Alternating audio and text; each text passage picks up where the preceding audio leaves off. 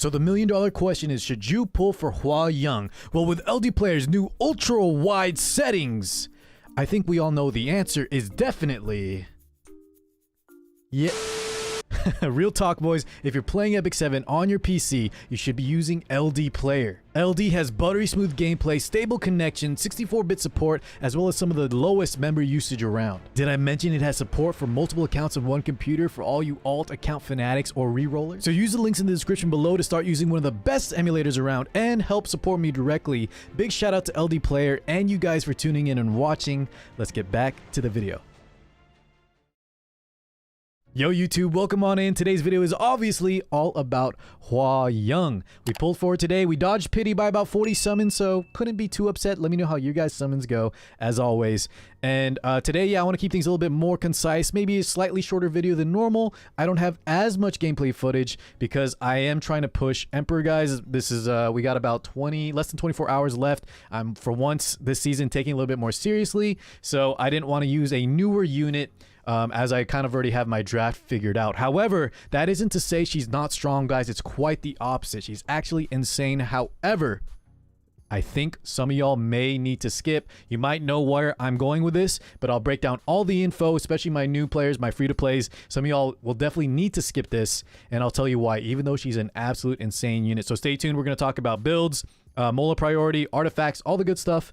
And yeah, thanks for joining us. Let's go. Alrighty, y'all, let me go and show you the Hwayoung I decided to build today. Now, there are a lot of variations, and I'll show a few of my favorite builds that some of my viewers submitted, and we're testing out in lobbies and things like that. But this is the Hwayoung I decided on. This one fits a little bit of my playstyle more. I decided to go for more bulk. And remember, boys, I didn't fribbles this. I didn't really take too much time. I wanted to just slap on some quick gear that sort of synergizes with her whole overall kit. So if you missed the first impression video, here's the breakdown of Hwayoung. Think of her kind of like Senya, where she wants to stack all attack units like Carrot. Similar. She has a lot of passive attack, so that's her main gimmick. We don't need any crit chance or crit damage, and you don't need as much bulk as I have here. Remember, I'm going to show you some other builds, ones that have way lower health, so they can also prioritize getting that HP % differential damage, but we'll get to that in a little bit. So the main thing really is just stacking as much attack as possible, because her main thing is damage dealing. However, she does have built in to her S2 passive some crit damage reduction, so she's very inherently tanky on top of the barrier. And boys, in testing, she's even tankier, especially on lower HP. She still feels very, very tanky. And then, like I said, with all the attack, 100% defense penetration, and then extra damage based off the HP differential. She's an absolute powerhouse. I predicted she would work well no matter what, and she's actually succeeding, I think, both mine and a lot of people's expectations. Just straight out of the box, she kind of does work. She works really well. She has a self-cleanse as well as immunity, the damage scaling, the multipliers, the defense pen, all of that is crazy. The survivability on the S2 with the just insane amounts of bonus attack, as well as the barrier. And then the skill 1 is nothing to scoff at either. It is definitely the weakest part of her kit, but it's still super, super strong because of that bonus damage, regardless of whether the attack hits, on top of the Uberi's Tooth, if that's where you want to go. We'll talk about artifacts soon. Yeah, her whole kit is just straight out of the box busted. Most players can kind of slap on some gear, and the nice thing is she doesn't compete with other units for the crit chance, crit damage gear. So when you roll those high attack pieces, you only have to look at units like I mentioned, Senya, Hwayoung, Carrot, you know, high attack units that don't really care too much about crit chance or crit damage necessarily. All right, guys, back to the stat line real fast again. Attack, I would just recommend getting as much attack as possible as long as your other stats aren't lacking. That's going to look anywhere from 6K upwards of 7.5K depending on how much bulk or speed you want to transfer. The reason we can get so much speed is because we have a lot of speed subs, because we don't need crit chance, crit damage, effectiveness, or effect resist really. All the extra stats can go into a little bit of bulk and speed after attack, the #1 stat priority. Overall though, guys, attack anywhere from 6 to 7.5K. Health can go as low as 11K. I've seen it work well. 10K, 11K. If you like to play a little bit tankier like me, go a little bit higher, but I do think she synergizes best in an aggressive comp. Defense, just make sure you have a little bit as well, but that can also be lacking a little bit because remember, she has that crit damage reduction as well as self barriers. I do think speed set is overall the best, just for most players. I'm sure there's going to be some counter and lifesteal sets that can work well. She kind of just it seems like she'll do okay with that because of how much damage she does. But speed is nice because I think most Hwayoungs, no matter what, will want to be going fast. She really, like I mentioned, favors aggressive play. So the faster you can tune her, especially with an aggressive comp, the speed stat that you get, the speed set, excuse me, the speed increase by 25% is just too huge really to pass up, and she isn't really too picky on other sets either. So make her fast, make her hit hard, and if you want to, the bulk is up to you, you know, do that to taste, and then just honestly have fun. Straight out of the box, she's crazy strong. Okay guys, let's quickly talk about skill enhancements or Mola Priority. Now she is a damage dealer, so straight off the bat, if you can invest, I would highly recommend plus 15 if you use her a lot. However, if you're low on Mola Gora or not sure how much you'll be using her actually, but still want to make sure she does her job effectively, I think plus 10 is the minimum you can get away with where she's still feeling good. That's what I opted for because I am running low on Mola Gora, and that the priority would be maxing out skill 2 and skill 3. As for which one is more important, guys, it's hard to say because the skill 3, obviously this is like the main money maker. This does the most amount of damage, defense pen, all the good stuff. You want to have that extra damage, and especially the -1 turn cooldown, boys, because she has such a low cooldown on this, and especially if you're building her on speed set, she's going to be cycling super fast. It really doesn't feel like she gasses out that badly because a lot of these units, they'll hit really hard and then they kind of just sit there. Not really the case with Hwayoung because of this low cooldown on the skill 3. Now the reason the skill 2 is equally as important, if not maybe more, is because her entire kit revolves around attack. The skill 1, the skill 3, the barriers. So getting that extra attack % increase is really important as well. Maybe you could skimp a little bit and just make sure you get the cooldown and damage here, but really try, guys, to make sure you get +5 in both of these two at the minimum if you can allow it. And then of course, if you use her a lot and you really like her kit, which I think most of you guys are going to be so happy with her, max out the skill 1 as well. One last thing to note on the S1, guys, and why we could skimp a little bit if we had to, it's the combat readiness is of course very nice to have here, and the extra damage is good too, but Hwayoung's entire kit revolves around super high attack, which will still do a ton of damage even on misses. On top of that, with the skill 1, if you notice, when she's buffed, which she almost always is, she'll inflict additional damage proportional to the caster's attack, regardless of whether the attack hits. What that means is the extra proc is not really based on Mola damage. It's more based off her entire attack, which we're getting from here, and stacking so much attack percentage. Think of it like 2 Uberi's Tooth procs. That's the reason, you know, the damage here isn't as important, and you can skimp out on it in the beginning. So speaking of Uberi's Tooth, I think that's a good segue, and let's talk about artifact selection. There's only really 2 I want to talk about here, mainly, and the first one, of course, is Uberi's Tooth. I think this synergizes so well with her kit. It scales off her attack. It's something she already wants, and we even double dip on that bonus effect, like I mentioned with the skill 1. The Uberi's Tooth it just synergizes. I think it's her best in slot overall. It just works, and I think a lot of players have access to it. It's an old artifact. Some of y'all may have picked one up randomly, but if you didn't, there's the other artifact that I see a lot of players run, and this one is definitely centered around a more aggro play style. I kind of mentioned that at the beginning. I do think she synergizes better, and the more aggressive you are. And this other artifact I've seen used to great effect.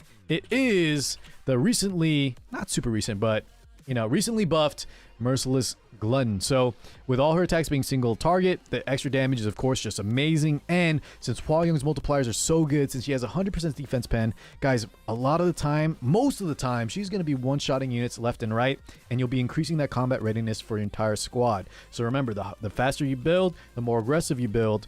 You want to lean towards Merciless Glutton, and that's just going to help you achieve that hyper aggression, almost like a cleave play style, where you knock out a unit, the rest of units get pushed up, and all those units that are getting pushed up are also aggressive, and you're doing even more damage. So kind of just gauge how often you think you can get a one-shot, how much your team is speed tuned to hit hard and hit fast, and if you don't meet all those requirements, just use Uberi's Tooth in the beginning. I think that is definitely her overall best artifact, Uberi's Tooth. Okay guys, let's talk about summoning her as well as quickly her own artifact. I didn't mention it for good reason, and that's because I don't really think it's mandatory at all, and I don't even really think it's that great. So let me pull it up here. I didn't get a copy because I just never summoned one, and honestly, I'm probably going to stop here unless I want one imprint, and maybe we'll get lucky along the way. But the Indestructible Gaiters, if you missed my first impression video, I mentioned this doesn't really seem like it's going to be her best in slot at all. Not only that, but it is a whale heavy artifact, meaning unless you max limit break it, you're not going to be able to get the full effect. Now I know Uberi's Tooth is similar, but might as well use the better artifact Uberi's Tooth if you need a max limit break copy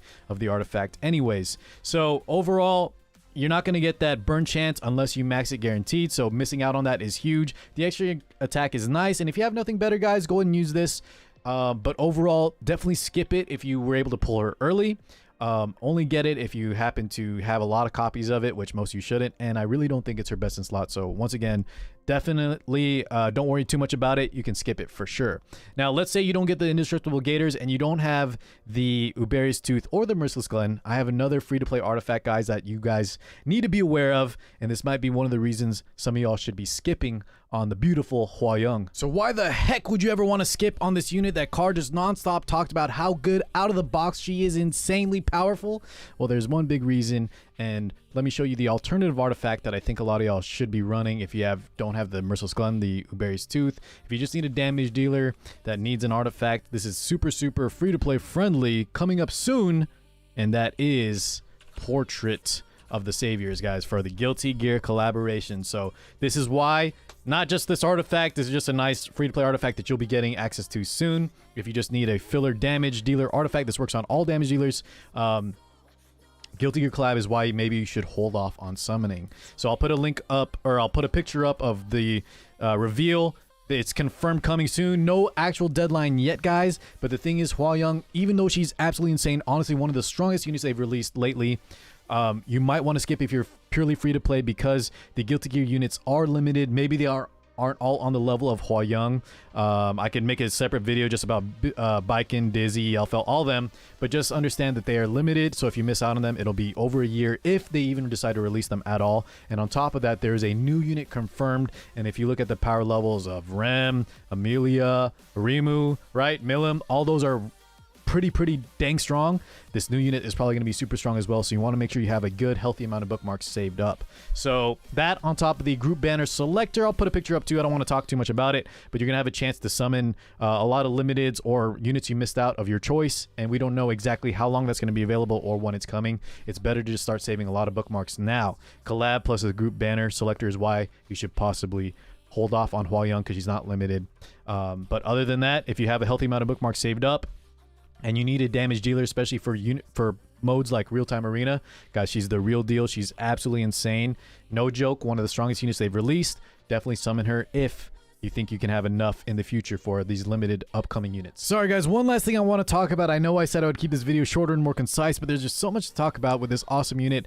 One, I wanted to show y'all some of the gameplay footage I might be scattering throughout the video is from my guildmate Hezmana. Big shout out to him. He has a more premier Hwayoung than I'm running, and especially a more aggressive one, which I keep telling y'all, I think those of you that like aggressive playstyles should build her like this. So he does have some wasted crit chance, crit damage, and effectiveness, but he'll shape up that. The main thing is though, look how much attack he has, and guys, I watched him play. He does usually have access to an Aureus, but an Aureus plus the crit damage reduction, a lot of strong units that were trying to outspeed and kill her couldn't do the job at all. She's so tanky even with this low of health. Be careful, of course, though. There will be faster units, like a faster Rylet will definitely pop this because of the defense pen, but she is much tankier than it looks, even with low bulk like this. The extra attack, though, he was absolutely destroying so many units, and of course he is max imprint here, so some of y'all may struggle to reach this high attack, and he does have a maxed out Uberi's Tooth. But just something I could show y'all that definitely is more of an aggressive playstyle, and if you can build something like this, I think you guys will be just popping Apocalypse Ravi's left and right. It's so good. This is probably the preferred build for aggressive players. All right guys, let's wrap it up and start the outro. One last tidbit of information, and this is a big shout out to my friend Valkyria. You may know him. This is his damage crunching. If y'all, those of you that like the numbers a little bit more, he is hitting, and remember, we're going to be getting the maximum amount of damage HP because the most HP difference you need is 6.7k to get the maximum amount. So anything, he put 27,000 for his numbers, as long as the unit is below 20,000 health, or above 20,000 health, he'll be getting the full damage bonus, and that means he's hitting for 22,000 against Aureus. This is with the damage share from Aureus in effect, and for hitting for 16,000 on a miss, not including Uberi's Tooth procs. So you can be hitting ice units, guys. You can be hitting evasion units, and you're still doing a crazy amount of damage because of the way her kit works. Just a last bit of tidbit information, maybe pushing you towards pulling her and just showing how effective this awesome unit can be. All right, boys, let's wrap it up there. I already went long enough. Thank you so much for watching. I'll catch you all in the next one. Peace out, everybody.